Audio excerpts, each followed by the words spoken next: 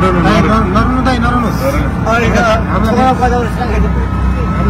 तपाईँ घर जानु लाग्छु त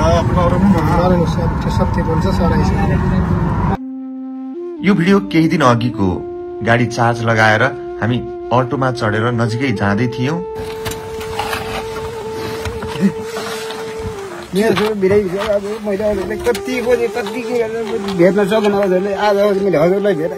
अटो चालक बुवाले मलाई चिन्नु भएछ अनि झ्याप्प ब्रेक लगाएर उहाँ झर्नुभयो र मलाई अंगालो हाल्दै रुन थाल्नुभयो। र बुवाले जसरी भए पनि मलाई आफ्नो घरमा जानका लागि अनुरोध गर्न थाल्नुभयो। मैले सोधे के हो किन हो भनेर सोध्दा उहाँको छोरालाई ठूलै रोग लागेको रहेछ र छोरा थला परेको केही वर्ष भइसकेको रहेछ। उपचार गर्न नसकिसकेपछि घरमै राखिरहनु पर्ने बाध्यता रहेछ। 9मा पढ्दै थियो, अहिले उसको पढाइ पनि छैन, पढाउन पनि सकेर होइन, औषधि गर्न सकिरहेछ। के भयो एकैछिन गएर होइन हजुरले हेरिदिनु मात्रै भएर गएको होइन। बिचरा बुवा आफू पनि बिरामी हुनुहुँदो रहेछ। छोरालाई बचाउनका लागि नसकी दिनभरि अटो चलाउनु हुँदो रहेछ। बुवाले आफ्नो घरमा एकचोटि मात्रै जसरी भए पनि गइदिनका लागि धेरै आग्रह गर्नुभयो। बुवाका ती आँखाबाट छरिरहेका आँसुहरू देख्न नसकिसकेपछि हुन्छ नि त एकचोटि गइदिउँ, उहाँको छोराको अवस्था कस्तो रहेछ हेरिदिउँ न त भन्ने हिसाबले हामी बुवासँगै बुवाको घरमा पुग्यौं।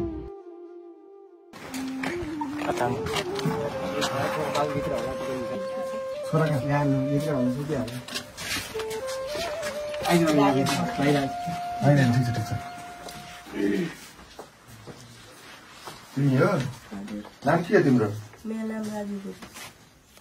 पछाडि किन यत्रो सुन्ने के हो यो पछाडिको बारे? ए सर छोरो यही हो, एउटै छोरो हो, एउटै छोरी हो। यस्तो हालेको छ होइन, मैले अहिलेसम्म म चाहिँ अब के भएको रे ठ्याक्कै? बोन मेरो क्यान्सर हो? बोन मेरो क्यान्सर पनि भन्दा पनि bone marrow anaemia bone marrow भन्छ, क्यान्सर भन्दा पनि झन् खतरा भन्छ।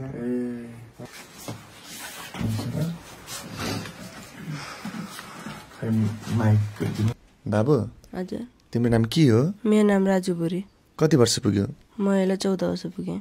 कति कक्षामा पढ्छौ नि? अहिले 9मा। 9मा पढ्छौ? हजुर। तिमीलाई के भएको छ थाहा छ तिमीलाई? बोन मेरो भन्नुहुन्थ्यो डाक्टरले। बोन मेरो क्यान्सर भएको छ भन्छन्? हजुर। तिमीलाई के हुन्छ? दुख्छ शरीर दुख्छ कि नै अथवा के हुन्छ? खुट्टा हिँड्दाखेरि खुट्टा दुख्छ, यतातिर दुख्छ, उकालो मेनिमल छाती भड्किन्छ, उकालो मेनिमल बस्मेद हुन्छ। ए छाती भडभड गर्छ? हजुर। तिम्रो अहिले यहाँनिर पनि पुक गरिरहेछ यो घाँटीको यहाँनिर एकदम छिटो छिटो त्यही हो? हजुर।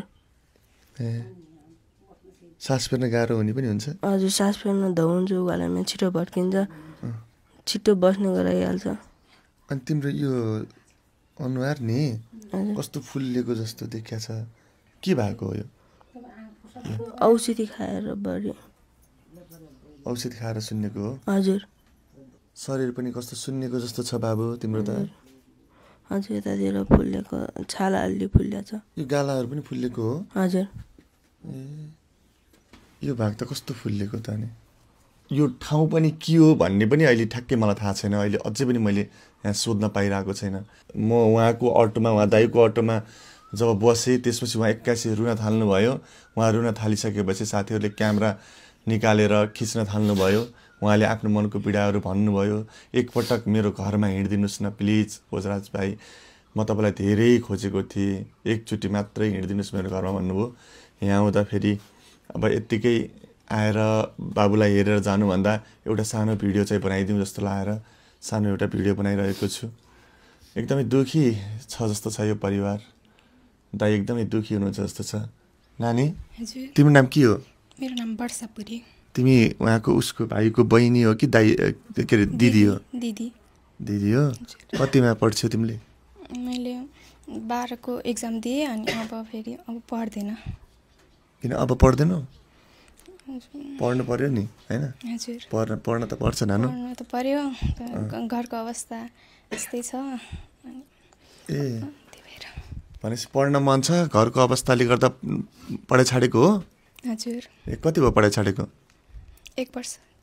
ए 1 वर्षदेखि पढाइ छाडेर बसिरहेछौ? हजुर। कि पढ्न मन नलाएर हो होइन कि पढाउन नसकेर हो हजुर पढाउन नसकेर हो दाइ तपाईँको छोरीले पढाइ छाड्नु भएको रहेछ हजुर अब पढाउन नसकेर अब भाइ छोरो बिरामी भयो त्यही भएर उसलाई चाहिँ अब धेरै पढाउँछु ठुलो मान्छे बनाउने भन्ने मेरो मन थियो तर मैले सकेन मैले आफै छोड भनेको उसलाई मैले औषधि गर्न सकिरहेको छैन कहिले कता लान्छु कहिले कता लान्छु म चाहिँ दुखी गरिब मान्छे हो अटो चलाएर जीवी गर्ने मान्छे हो घर चलाउने मान्छे त्यही भएर मैले अब छोराछोरी चाहिँ अब पढाउने भन्दा पनि बचाउन सक्छु कि सक्दैन एउटै छोरो हो एउटै छोरी हो तपाईँलाई त आफ्नो सन्तानलाई बचाउने कसरी भन्ने छ पढाउने बारे त सोच्नै नसक्ने अवस्था रहेछ त बुवा अब म रात दिन रुन्छु यिनकै चिन्ता छ अब छोरो कहिले ठिक होला के गरेर औषधि गरेर कहाँ लाने हो अनि कहाँबाट के हुन्छ भने तर मैले अब यताउताबाट होइन सहयोग आयो अहिलेसम्म केही गरिसकेँ बाबुको औषधि दिएको 2-3 दिन भयो चितवनको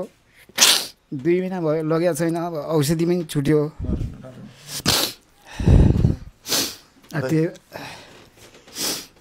त्यही भएर अब छोरालाई बचाउनु कसरी मै आफै बिरामी छु आफै औषधि खान्छु मै तपाईँलाई के भएको छ मलाई मेरो पनि ब्लड कम छ भन्छ अब प्रेसर कम छ भन्छ अब मलाई खाना मिरो हुँदैन निद्रा लाग्दैन छोरोको चिन्ता छ कति वर्ष हुनुभयो तपाईँ म अहिले 45 वर्ष भयो 45 वर्ष हजुर ओहो 45 वर्षमा त यस्तो बुढो त नदेखिनु पर्ने दाइ तपाईँ त धेरै पिर चिन्तामा हुनुहुन्छ जस्तो लाग्यो मलाई त पिर पनि छ चिन्ता पनि छ छोराछोरी यस्तो छ घरमा शान्ति छैन सब त्यो भन्दा पनि अब छोरो चाहिँ बिमारी भएको धेरै भयो होइन अब मैले चाहिँ छोराले राम्रोसँग ठाउँमा गएर लगेर औषधि पुर्याउन सकेको छैन गर्न सकेको छैन अब भएन अब लास्टमा अब 2 महिना भयो चितवन लानुपर्ने अहिलेसम्म पैसा नभएर लगेको छैन औषधि पनि छुट्यो 2-3 दिन भयो चितवनको औषधि अब खुवाउन सकेको छैन त्यही भएर मैले अब होइन घर जग्गा केही छैन साथ कसैले दिन्न मलाई यो घर पनि मेरो चाहिँ ऐलानीमा हो यो घर पनि ऐलानीमा छ ऐलानीमा हो जग्गा जमिन अहिले खेतबारी कति छैन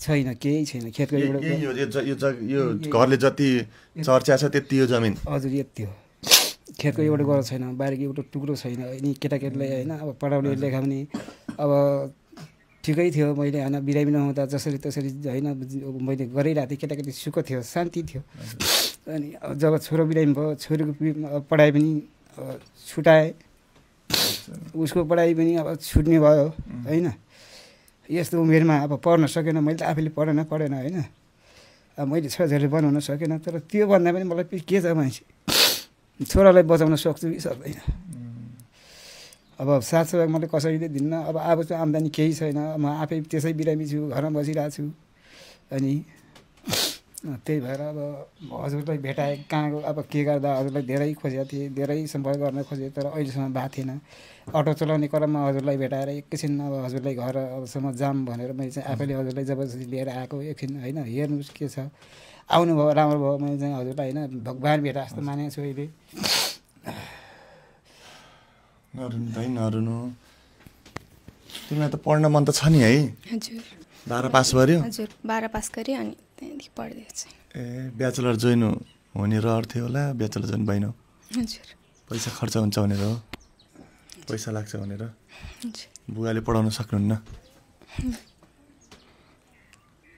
भाइको अवस्था यस्तो छ नि हजुर भाइको पिर चिन्ता लाग्छ होला झनै हजुर भाइको लागि के भन्न चाहन्छु मेरो भाइलाई देश विदेशबाट हेर्नुहुने सबै जनताहरूले हाम्रो आर्थिक अवस्था कमजोर छ अनि हामीले औषधि गर्न अप्ठ्यारो भइरहेको छ देश विदेशबाट हेर्नुहुने सबैले सहयोग गरिदिनु होला भन्न चाहन्छु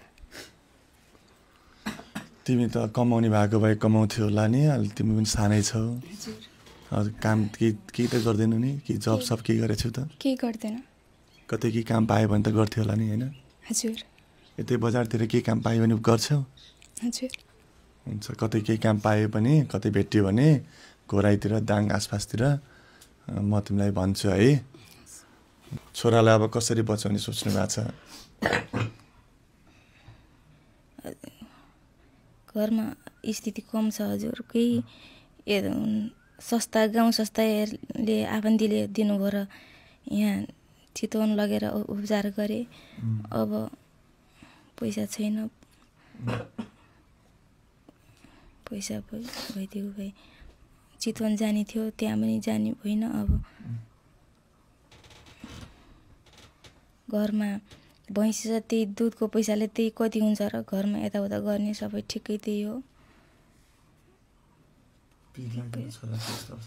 लाग्छ। स्कुल जान्छु भन्छ।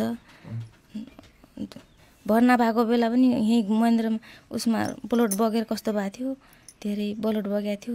त्यति बेला पनि परीक्षा गर्न जान्छु भनिरहेको थियो। नजा बाबु यस्तो भएको छ, यस्तो भयो पछि गइनुहुन्छ, ठिक भयो त पछि परीक्षा गरिनुहुन्छ भन्छु। त्यस्तै गरेर बसाइले छु। सबै सङ्गुर जान्छन् पढ्न, म पनि जान्छु, नाम लेखाइदिनुहोस् भन्छ। यस्तो देखेर यस्तो छ, कति बेला हिँड्नै सक्दैन, धौबो खुट्टा गल्यो मम्मी भन्छ।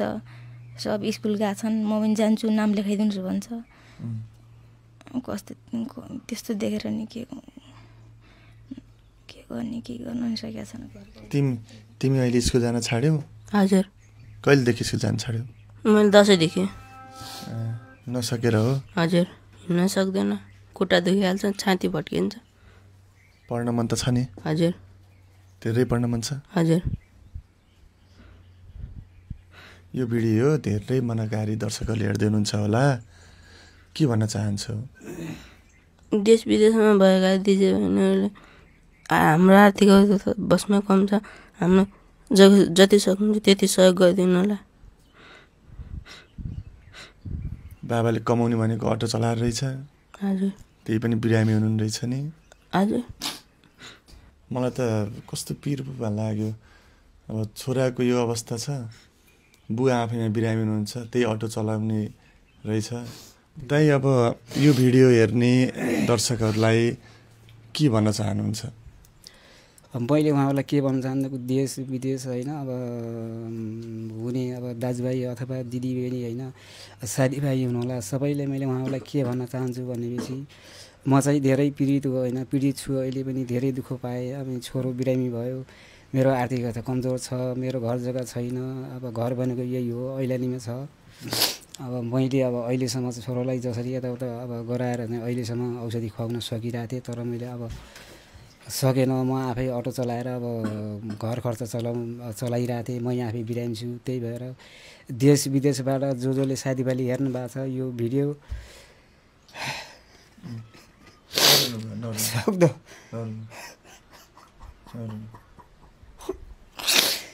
सक्दो सहयोग गरेर मेरो छोरोलाई, एउटा छोरी हो यही हो, एउटा छोरो यही हो, मेरो सन्तान भनेको यही हो, 4जना परिवार हो।